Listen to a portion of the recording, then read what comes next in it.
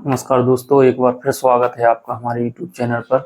और आज हम सीखेंगे दशमलव संख्याओं को जोड़ना। चलिए तो देखते हैं। तो पहला सवाल जो है वो है हमारा 45.34। सबसे पहले दशमलव को पढ़ना भी हमें आना चाहिए। दशमलव को पहले वाली संख्या हम पूरी पढ़ते हैं और दशमलव के बाद वाली संख्या को हम एक एक करके पढ़ते हैं। पूरा एक साथ 34 नहीं पढ़ सकते इसको, ठीक है। और ऐसी है, ये है 2.567, ठीक। अब इसको जोड़ना है। तो इसमें ध्यान से हमें देखना है कि इसमें दशमलव 2 अंक के बाद है, इसमें 1 अंक के बाद है। तो हमें लिखने का तरीका आना चाहिए। सबसे पहले हम जैसे ये संख्या लिखेंगे, ये है 45.34। और जब हम दूसरी संख्या लिखते हैं तो बच्चे क्या करते हैं कि इसको जैसे लिखेंगे तो 2.567 इस प्रकार से लिख देते हैं। तो ये गलत तरीका है, क्योंकि दशमलव संख्याओं को ऐसे नहीं लिखा जाता है। दशमलव संख्याओं को लिखते समय हमें दशमलव के नीचे दशमलव लाना है, यानी 2.5, 6 और 7 इस प्रकार से हमें लिखना है। हमारी संख्याएं चाहे जैसे आगे पीछे हो जाएं, उससे कोई फर्क नहीं पड़ता है, लेकिन जो हमारा दशमलव है वो हमेशा दशमलव के नीचे ही आना चाहिए। अगर ये दशमलव के नीचे नहीं आएगा तो ये सवाल हमारा गलत हो जाएगा। तो हमें इसमें ध्यान से देखना है। अब यहाँ कुछ नहीं है तो हम एक जीरो बढ़ा सकते हैं। दशमलव के बाद हम चाहे जितने जीरो लगा सकते हैं और जीरो हटा भी सकते हैं। तो इसमें हमें जरूरत पड़ी जीरो लगाने की तो हम जीरो लगा सकते हैं। वैसे जोड़ में बिना जीरो के भी हम इसको हल कर सकते हैं, जीरो लगाने की भी जरूरत नहीं थी। लेकिन इस अगर हमने जीरो लगा लिया तो संख्याएं सेट हो गई हैं। अब हम इन्हें आराम से जोड़ सकते हैं। तो देखो 0 7 के साथ जैसे अब सादा सिंपल जोड़ते हैं वैसे ही जोड़ना है। तो 6 और 4 10 की 0 हासिल 1, 5 और 3 8 और 1 हासिल 9। दशमलव का दशमलव लगा देंगे, 5 और 2 7 हो जाएंगे, 4 के 4 हो जाएंगे। ये तो हो गए, दोनों में दशमलव थे।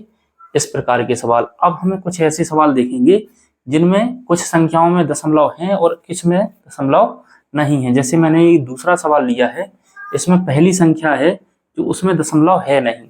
बाकी संख्याओं में हमारा पहली में 1 अंक के बाद है, दूसरी में 2 अंक के बाद है। तो इसको हम कैसे हल करेंगे, इसको हमें बड़े ध्यान से देखना है, ठीक। तो सबसे पहले हमें इसको लिखना है जैसे 45 के बाद दशमलव नहीं है तो हम दशमलव लगा के हमें जितने भी जीरो की जरूरत पड़े उतना हम इसमें लगा सकते हैं, ठीक। तो कोई भी संख्या जब ऐसी हो जिसमें दशमलव नहीं लगा हो, उसमें हम दशमलव लगाकर जीरो बढ़ा सकते हैं। इस दशमलव लगाने से इस जीरो की कोई वैल्यू नहीं है, ठीक। अब हमें लिखना है इसको, तो हम लिखेंगे फिर वही नियम 3.45 और जोड़ देंगे। अभी एक संख्या और है उसको भी लिखना है हमें। तो 45.6।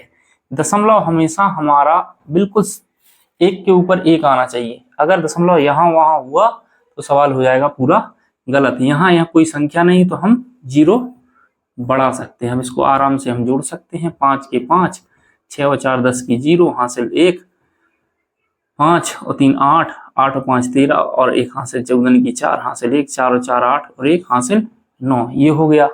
अब हम देखेंगे ऐसा सवाल जिसमें दोनों में एक तरफ 0 है, एक में दशमलव है नहीं, एक में दशमलव 3 अंक बाद है। तो इसको भी कैसे करेंगे वो ध्यान से देखेंगे। हम पहले हम लिखेंगे 0.456, ये हमने लिख ली। अब हमें इस 6 को लिखना है। तो 6 को हम दशमलव के पहले लिखेंगे और दशमलव लगा के फिर हम जितनी चाहे उतनी जीरो बढ़ा सकते हैं। अब ये हल मैंने तुम्हें बताया था। तो हमें इस बात का हमेशा ध्यान रखना है, जिस भी संख्या के पीछे अगर दशमलव नहीं है तो हमें उसमें दशमलव लगाकर जीरो बढ़ा लेना है। और अगर दशमलव जिसमें है तो दशमलव के नीचे हमें दशमलव के हिसाब से लिखना है। अब जैसे इसमें देखो दशमलव के पहले 3 अंक हैं, बाद में केवल 1 है।